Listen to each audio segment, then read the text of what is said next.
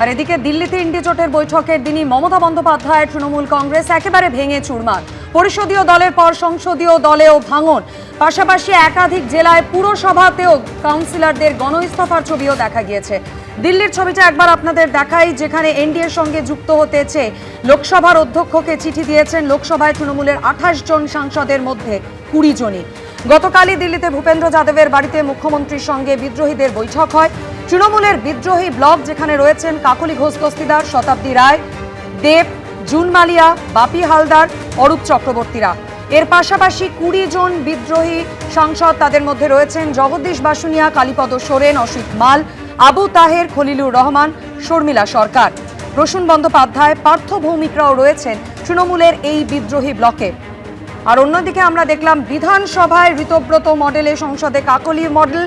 বিধানসভায় যে ছবি দেখা গেল, ঋতব্রত বন্দ্যোপাধ্যায় বিরোধী দলনেতার সঙ্গে বৈঠক করলেন একদা মমতা বন্দ্যোপাধ্যায় ঘনিষ্ঠ প্রাক্তন মন্ত্রী ফিরহাদ হাকিম।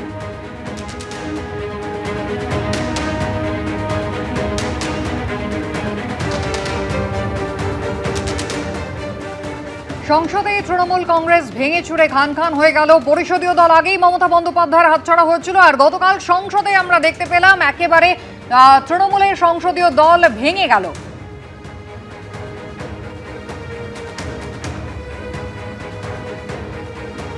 পরিষদীয় দলের পরে তৃণমূল কংগ্রেসের সংসদীয় দলে ভাঙন দেখা গেল, যেখানে লোকসভায় 28 জন তৃণমূল কংগ্রেসের সাংসদদের মধ্যে 20 জন তারা গতকাল বৈঠক করলেন ভূপেন্দ্র যাদবের বাড়িতে। এই বৈঠক তারা করলেন যেখানে মুখ্যমন্ত্রী শুভেন্দু অধিকারী তিনি উপস্থিত ছিলেন, এবং এই বৈঠকের পরে একেবারে এনডিএ কে সমর্থন জানাবেন এই 20 জন তৃণমূল কংগ্রেসের বিদ্রোহী সাংসদ, এমনটাই ঘোষণা করা হলো।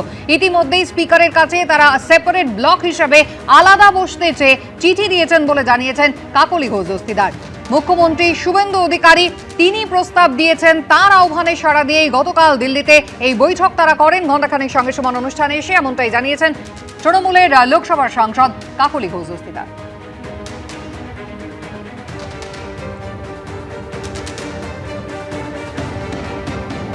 আজকে ভূপেন্দ্র যাদবের বাড়িতে এই যে মিটিং, দুটো প্রশ্ন, সেটার অ্যারেঞ্জ কে করলো? মানে আপনারা বিজেপির সঙ্গে যোগাযোগ করেছিলেন নাকি বিজেপি থেকে আপনার সঙ্গে যোগাযোগ করা হলো আপনাদের সঙ্গে? এবং দ্বিতীয় প্রশ্ন, সংখ্যার বিচারে খুব গুরুত্বপূর্ণ প্রশ্ন, অনেকে বলছেন যে এই সংখ্যাটা আপনি যাদের নেতৃত্ব দিচ্ছেন এটা 20-তে থেমে থাকবে না, এটা আরও বাড়তে পারে। তো এই দুটো পরপর প্রশ্ন, কারা আগে যোগাযোগ করলো? যখন দেখতে পাচ্ছি যে অন্যায় ভরে গেছে, তখন কিন্তু আমার যে মনের দুঃখটা, এই দুঃখটা যখন অন্যান্য সতীর্থদের মধ্যেও দেখলাম, আমরা সবাই মিলেই সিদ্ধান্ত নিলাম যে আমাদের কিন্তু কেন্দ্রীয় সরকার এবং রাজ্য সরকারের সঙ্গে সহযোগিতা করে এলাকার উন্নয়ন এবং আমাদের রাজ্যের উন্নয়ন এবং দেশের সুরক্ষা মাথায় রাখা উচিত। আমরা সেই জন্য ওই চিঠিটা দিয়েছি যে আমরা আলাদা বসে আলাদা কাজ করতে চাই। এবং অন্য যে প্রশ্নটা আপনি বললেন যে কে যোগাযোগ করেছে, এই যোগাযোগটা কিন্তু অ্যাকচুয়ালি আমাদের যিনি মুখ্যমন্ত্রী মাননীয় শুভেন্দু অধিকারী তিনি সবার সঙ্গে যোগাযোগ করেছেন। আর আমার মনের দুঃখটা জানতে পেরে তারপরে এরা আবার এদের মধ্যে থেকে যারা 20 জন তার মধ্যে থেকে আমার সঙ্গে যোগাযোগ করা হয়েছে, এবং যেহেতু আমি দলের এখানে মুখ্য সচেতক, সেই চিঠিটা আমার নামে গেছে, 20 জন সই করেছে, এবং এতে কিন্তু আমরা সাধুবাদই পাচ্ছি। আর আরো যারা আছেন তারাও যোগাযোগ করছেন। মানে সংখ্যাটা 20 থেকে বাড়তে পারে, আরো বাড়তে পারে। দিল্লিতে যখন ইন্ডি জোট চলছে, সেই সময় ইন্ডি জোটের এই বৈঠকের সময় সংসদীয় দলে ভাঙন। গতকাল রাতে শতাব্দীর বাসভবনে বৈঠক হয়, যেখানে যান মুখ্যমন্ত্রী শুভেন্দু অধিকারী। বীরভূমের তৃণমূল সাংসদদের বাড়িতে বৈঠক তৃণমূলের বিদ্রোহীদের। গতকাল রাতেই শতাব্দী রায়ের বাড়িতে বৈঠকে আবু তাহের, খলিলুর রহমান, বৈঠকে ছিলেন জগদীশ বাসুনিয়া, অসিত মাল, শর্মিলা সরকার, বাপি হালদারও। কি বলেছেন শর্মিলা সরকার শোনাবো। আপনারা বৈঠক করেছেন বেশ কয়েকজন এমপি তৃণমূলের, তার মধ্যে আপনিও ছিলেন। বৈঠকটা কোথায় হলো এবং কি হলো যদি বলেন? আমরা বৈঠক মানে আমরা তৃণমূল কংগ্রেসের থেকে আলাদা বসতে চাই। আমরা চাই যে একটু ঠিকঠাক ডেভেলপমেন্ট হোক, যেটা আমাদের ওয়েস্ট বেঙ্গলে আমরা দেখতে পাচ্ছি যে স্ট্যাগনেন্ট হয়ে গেছিল, মানে ডেভেলপমেন্টের নামে ডেভেলপমেন্ট হচ্ছিল না। আমাকে বলেছিল রিপোর্ট পাঠাতে, কে আমাকে সাপোর্ট করেছে ক্যাম্পেনিং এর সময় কে করেনি, আমি রিপোর্ট পাঠিয়েছিলাম। রিপোর্ট আমি যেখানে পাঠালাম সেই জায়গায় না গিয়ে চলে গেল যার এগেনস্টে লিখেছি তার হাতে। আমি আপনি বলাই বন্ধ কাকে করে দিলাম। পাঠিয়েছিলেন রিপোর্ট?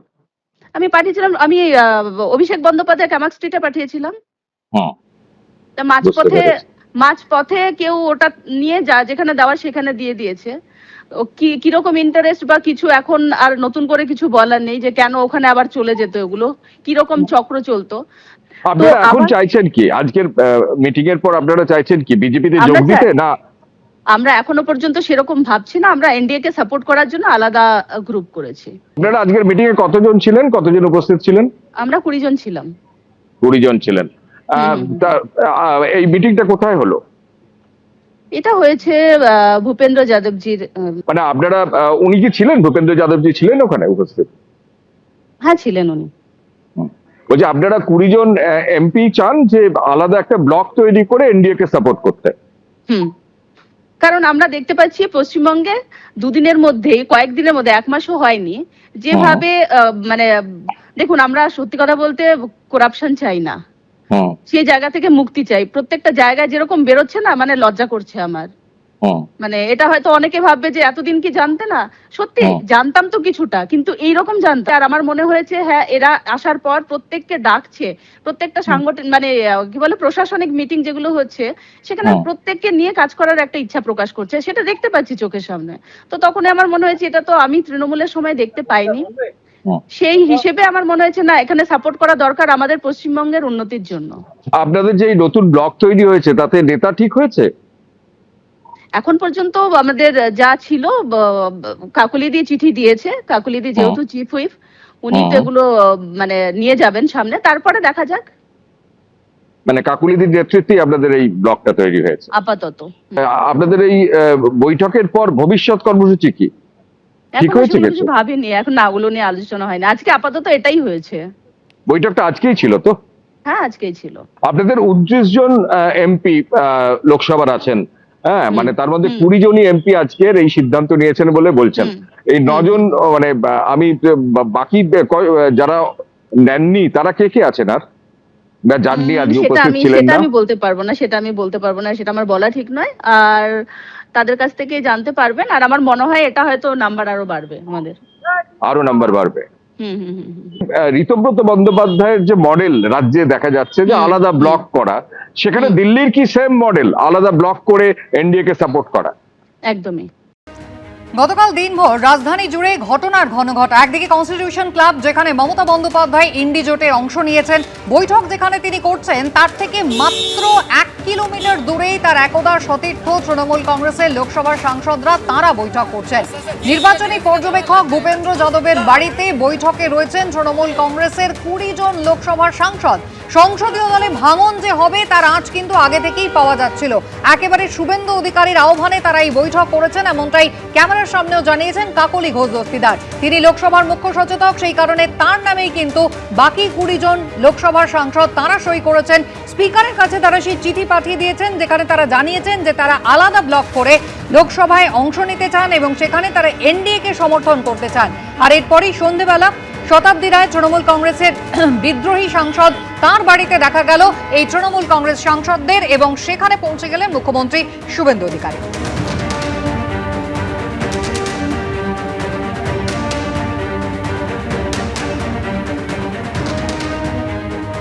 লোকসভার পাশাপাশি রাজ্যসভাতেও তৃণমূল কংগ্রেসের ভাঙনের ছবিটা গতকাল কিছুটা হলেও স্পষ্ট হয়ে গেল, যখন সুখেন্দু শেখর রায় তিনি সাংসদ পদ থেকে ইস্তফা দিলেন। শুধুমাত্র সাংসদ পদ থেকেই নয়, দল থেকেও ইস্তফা দিয়েছেন সুখেন্দু শেখর রায়। তিনি বলছেন মানুষ একটা দলের উপর অনাস্থা দেখিয়েছেন, মানুষের সঙ্গে এই দলের যোগাযোগ বিচ্ছিন্ন হয়েছে। পদত্যাগের পর আর কি জানিয়েছেন সুখেন্দু শেখর রায়, শোনাবো। ইস্তফা দেওয়ার যে কারণ, যে দল যেভাবে চলা উচিত চলেনি, এত বড় বিপর্যয় হলো কেন তার কারণ অনুসন্ধান করার কোনো চেষ্টা করেনি। যারা বিভিন্ন কমিটিতে রয়েছে, তৃণমূল স্তর থেকে উচ্চ স্তর পর্যন্ত, কোনো বিষয়ে তাদের কোনো মতামত কখনো নেওয়া হতো না। নিরুপায় হয়ে অনেকেই এটা মেনে নিয়ে চলছিল। মানুষও পর্যন্ত, সেই মানুষ যারা 15 বছর আমাদের দলকে ক্ষমতায় রেখেছিলেন, সেই মানুষই এই সরকারের প্রতি অনাস্থা জ্ঞাপন করেছে, দলের প্রতি অনাস্থা জ্ঞাপন করেছে। তো সুতরাং মানুষ যখন একটা দলের প্রতি অনাস্থা জ্ঞাপন করেন, তখন একজন রাজনৈতিক কর্মী হিসেবে আমি বুঝতে পেরেছি যে এই দল মানুষ থেকে পুরো বিচ্ছিন্ন হয়ে গেছে, জনগণ থেকে বিচ্ছিন্ন হয়ে গেছে। রাজ্য পুলিশের এসটিএফ এর জালে ধরা পড়লেন জাহাঙ্গীর খান। ফলতার পরাজিত তৃণমূল প্রার্থীকে ভারত নেপাল সীমান্ত থেকে পাকড়াও করল পুলিশ। আর এদিকে সই জালিয়াতি কাণ্ডে অভিষেক বন্দ্যোপাধ্যায়কে তৃতীয় নোটিশ দিল সিআইডি। আজ বিকেল 5টার মধ্যে তাকে হাজির হতে বলা হয়েছে ভবানী ভবনে। একদিকে গ্রেফতার অভিষেক বন্দ্যোপাধ্যায় ঘনিষ্ঠ জাহাঙ্গীর খান, একদা ফলতার শেষ কথা জাহাঙ্গীর পালানোর সময় ধরা পড়লেও পুলিশের হাতে। আর অন্যদিকে সোমবার সই জালিয়াতি কাণ্ডের তৃতীয়বার অভিষেক বন্দ্যোপাধ্যায়কে নোটিশ দিল সিআইডি। এখন অব্দি একবারও অভিষেক বন্দ্যোপাধ্যায় সিআইডির কাছে হাজিরা দেননি, কিন্তু খেল খতম হয়ে গেল তার ঘনিষ্ঠ পুষ্পার। প্রায় 2.5 সপ্তাহের লুকোচুরির পর ভারত নেপাল সীমান্ত থেকে জাহাঙ্গীর খানকে পাকড়াও করল রাজ্য পুলিশের এসটিএফ। ফলতাবাসী খুশি, যেভাবে ভয়ঙ্কর সন্ত্রাস চালিয়েছিল 15 বছর ধরে, আগামী দিনে চাইবো অভিষেক ব্যানার্জিও অ্যারেস্ট হোক। 1 জুন হাজিরা এড়ানোয় অভিষেক বন্দ্যোপাধ্যায়কে তলব করে সিআইডি। ইন্ডি জোটের বৈঠকের জন্য সোমবার দিল্লিতে ছিলেন অভিষেক বন্দ্যোপাধ্যায়। সোমবার হাজিরা না দেওয়ায় তার কালীঘাটের বাড়ি থেকে ফের নোটিশ দেয় সিআইডি। মঙ্গলবার বিকেল 5টার মধ্যে অভিষেক বন্দ্যোপাধ্যায়কে হাজিরা দিতে বলা হয়েছে ভবানী ভবনে। প্রথম নোটিশে হাজিরা দেননি অভিষেক বন্দ্যোপাধ্যায়, দ্বিতীয় নোটিশে হাজিরা দেননি অভিষেক বন্দ্যোপাধ্যায়, তৃতীয় নোটিশ সিআইডির তরফ থেকে সার্ভ করা হলো। এবং এই যে নোটিশ দেওয়া হলো, সেই নোটিশ যখন দেওয়া হয়েছে সেটি একটি কপি তারা রিসিভ করে নিয়েছেন এবং একটি কপি অভিষেক বন্দ্যোপাধ্যায়ের জন্য তিনি তার বাড়িতে কিন্তু তারা দিয়ে দিয়েছেন। এখন দেখার বিষয় এই সই কাণ্ডে অভিষেক বন্দ্যোপাধ্যায়ের তৃতীয় যে নোটিশ, সেই নোটিশে সাড়া দিয়ে তিনি উপস্থিত থাকেন কিনা। এদিকে সোমবারই রাজ্য পুলিশের এসটিএফ গ্রেফতার করেছে অভিষেক বন্দ্যোপাধ্যায়ের ঘনিষ্ঠ তৃণমূল নেতা জাহাঙ্গীর খানকে। ক্রাউন প্রিন্সকে 1,68,000 ভোট পাইয়ে দিয়েছে।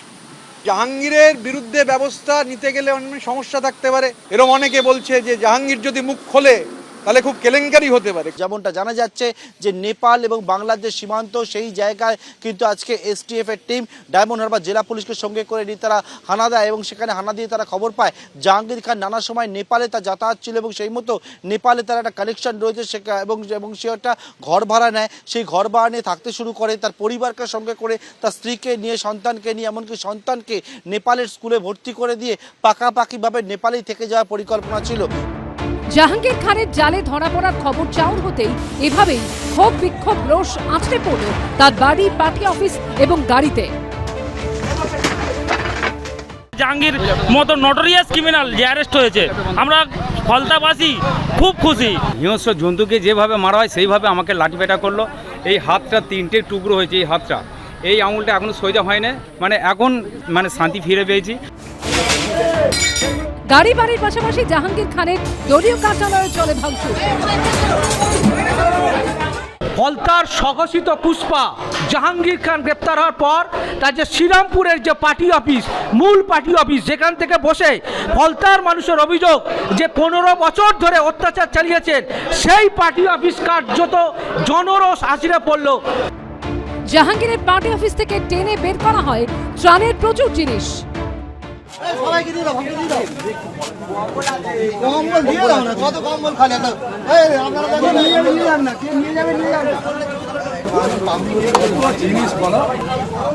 পনেরো বছর ধরে ফলতার মানুষকে কপালে বন্দুক ঠেকিয়ে ভোট দিতে দেয়নি, ভয় দেখিয়েছে, সবার শাস্তি হবে এবং তার বসেরও হবে। শুধু পুষ্পার নয়, পুষ্পার যে বস আছে তারও শাস্তি হবে। অপেক্ষা করুন। গড়াদের পিছনে জাহাঙ্গীর খান, আর কি চমক অপেক্ষা করছে? পার্থপ্রতিম ঘোষ, গৌতম মণ্ডল ও আবির দত্ত রিপোর্ট, এবিপি আনন্দ। যুবভারতীতে মেসির অনুষ্ঠানে বিশৃঙ্খলার ঘটনায় দ্বিতীয়বারও হাজিরা এড়ালেন অরূপ বিশ্বাস। তার খোঁজে শুরু হয়েছে তল্লাশি। আর এদিনই রক্ষা কবচ চেয়ে হাইকোর্টের দ্বারস্থ হন তৃণমূল নেতা, যদিও তার দ্রুত শুনানির আর্জি খারিজ করে দিয়েছে কলকাতা হাইকোর্ট। এই দুজনকে সবসময় দেখা যেত মমতা বন্দ্যোপাধ্যায়ের দুপাশে, দলীয় অনুষ্ঠান হোক কিংবা সরকারি অনুষ্ঠান। একদিকে ববি হাকিম, অন্যদিকে অরূপ বিশ্বাস। কিন্তু ভোটে বিপর্যয়ের পর এখন যখন ববি হাকিম মমতা বন্দ্যোপাধ্যায়কে ছেড়ে যাবেন কিনা তা নিয়ে জোর জল্পনা, তখন অরূপ বিশ্বাসকে হন্যে হয়ে খুঁজছে পুলিশ। ক্ষমতায় থাকা আর ক্ষমতা হারার মধ্যে এই ফারাক। মেসি কাণ্ডে মহাবিপাকে পড়েছেন প্রাক্তন ক্রীড়ামন্ত্রী অরূপ বিশ্বাস। বৃহস্পতিবারের পর সোমবারও তলব এড়ানোয় তাকে খুঁজছে পুলিশ। আর এদিনই রক্ষা কবচ চেয়ে তার দ্রুত শুনানির আর্জি খারিজ করে দিয়েছে কলকাতা হাইকোর্ট। ফলে জোড়া চাপে প্রাক্তন ক্রীড়ামন্ত্রী। যুব ভারতীতে মেসির অনুষ্ঠানে বিশৃঙ্খলার ঘটনায় অরূপ বিশ্বাসের বিরুদ্ধে জামিন অযোগ্য ধারায় মামলা রুজু হয়েছে। এই মামলায় বৃহস্পতিবার থানায় তলব করা হলেও হাজিরা দেননি তিনি। এই পরিস্থিতিতে রবিবার তার বাড়িতে পৌঁছে যায় নিউ আলিপুর থানার পুলিশ।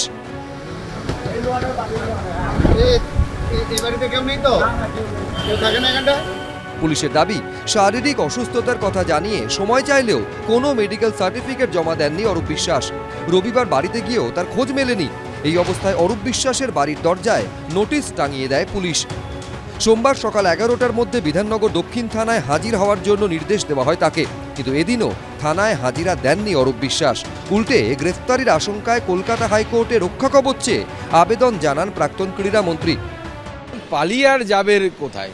আগে তো সুরুচির সঙ্গে থাকতেন, এখন পালিয়ে আর কত দূর যাবেন? প্রচুর সম্পত্তি করেছেন এই ভারতবর্ষে, মানে পশ্চিমবঙ্গে। সেই সম্পত্তির মায়া ত্যাগ করে তো বেশি দিন ঘুরে বেড়াতে পারবেন না, ফিরে তো আসতেই হবে। এই পরিস্থিতিতে সোমবার অরূপ বিশ্বাসের দ্রুত শুনানির আর্জি খারিজ করে কলকাতা হাইকোর্টের বিচারপতি সৌগত ভট্টাচার্য বলেন, শুনানি হবে নিয়ম মেনে।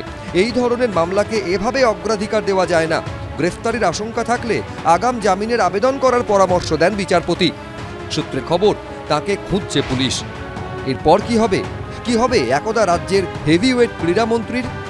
সৌভিক মজুমদার, ময়ূখ ঠাকুর চক্রবর্তী, রঞ্জিত সাউ, এবিপি আনন্দ। এবিপি আনন্দ, এগিয়ে থাকে, এগিয়ে রাখে।